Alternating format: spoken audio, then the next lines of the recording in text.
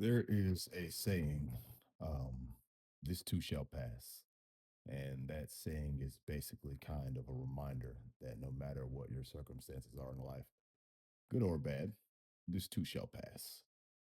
So, the reason why I called this video When the Sun is Shining is because I wanted this to kind of be a using my own personal experience as a lesson for those who are practicing the law from a standpoint of when the sun is shining means when things are great.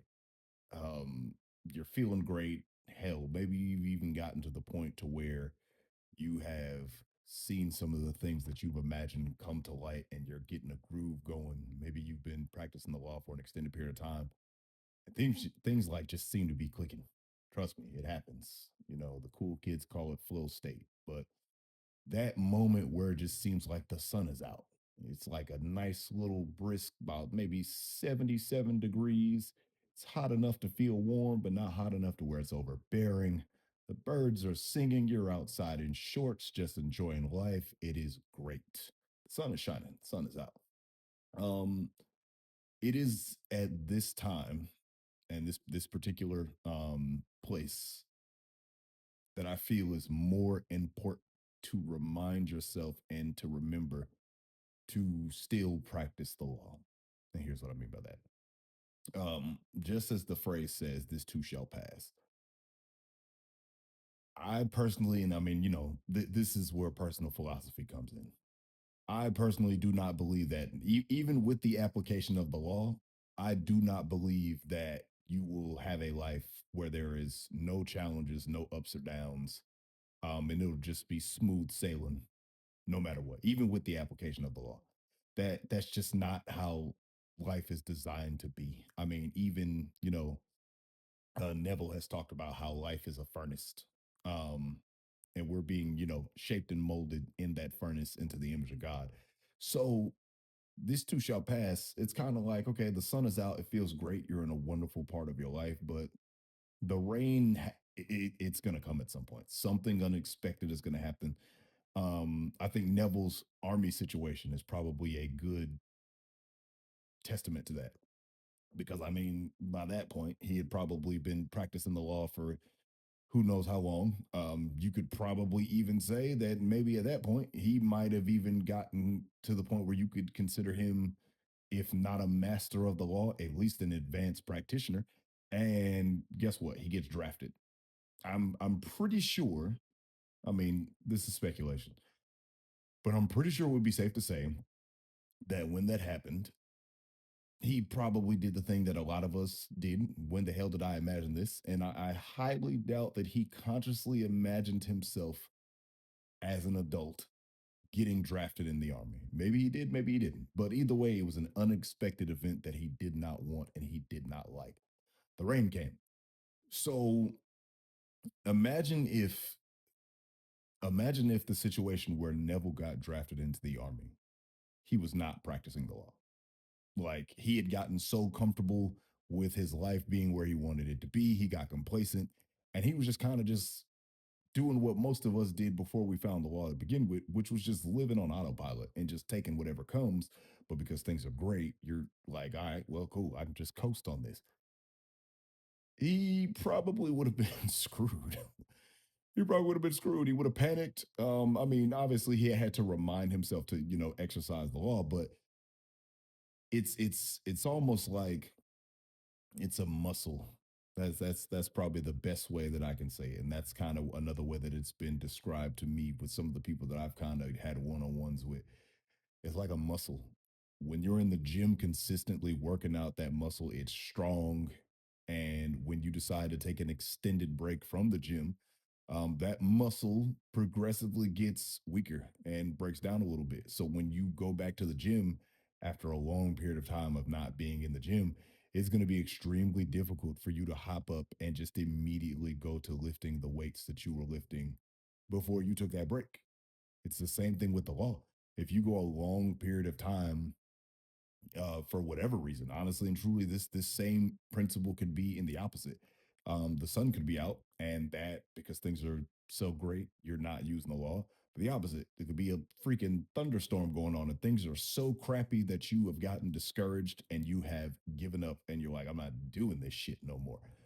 I have been in both places, and I can tell you from personal experience, treating it like a muscle is in your best interest. Um, I was warned about this and did not listen. I find it hilarious because I was specifically warned about this, and I think human nature.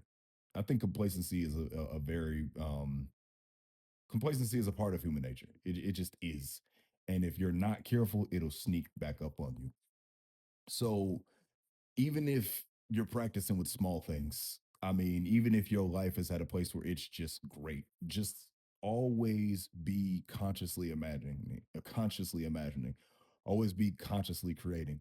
Because if you keep that muscle strong, if you keep that muscle strong, if you keep yourself in a place to where you are always applying this principle, even though this too shall pass, meaning the good times will pass and the bad times will pass, you will have a much easier time staying stable and grounded when life starts to throw curveballs a little bit. Because I mean, when things are great and then life throws you something that's not so great, you're not gonna be moved by it, because it's like, okay, this I'm not a fan of this, this sucks, but thank God I've been practicing the law. So I'm going to use that towards what I need in this situation.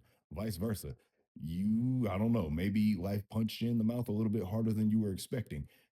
Even though you may have your human moments where you get discouraged, you may get frustrated, you will not allow it to pull you down and drown you because, yeah, well, I've been practicing the law. So I'm going to use this to move myself towards my solution.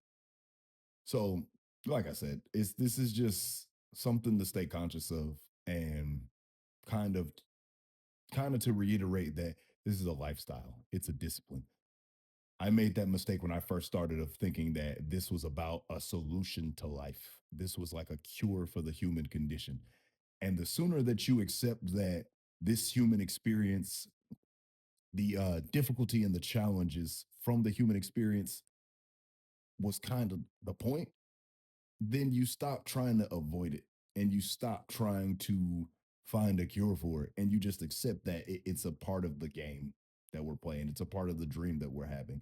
So at that point, when you accept that, you realize, okay, I need to treat this like a discipline and a lifestyle, something that I do on a regular basis, something that I do every day, every other day, but something that's a part of my life. It becomes a part of my being, who I am. It's not something that I do to put out fires, because Neville obviously warned against this too. Basically saying, don't wait until your back is against the wall to pray, to practice the art of prayer.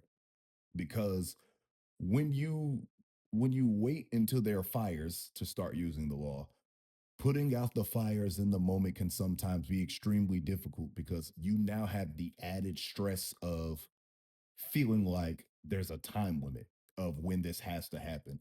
And I'm pretty sure all of us know from personal experience, when you approach imagination and the law from a place of desperation and a sense of urgency, not to say that you can't ever do it, because there have been some times where something just happened and I was like, oh shit. And I just was like, all right, you know what? I'm just going to have to use it and see what happens, because there ain't no choice. But taking that taking that stance with everything, and always waiting until there's a fire to start trying to pray and put out fires, you're just going to stress yourself out, and then you kind of miss the whole point of the law. Because this is another one of my favorite things that Neville pointed out: you were given the law to make your stay more comfortable, to cushion the blows of life, is what he said. So it makes no sense to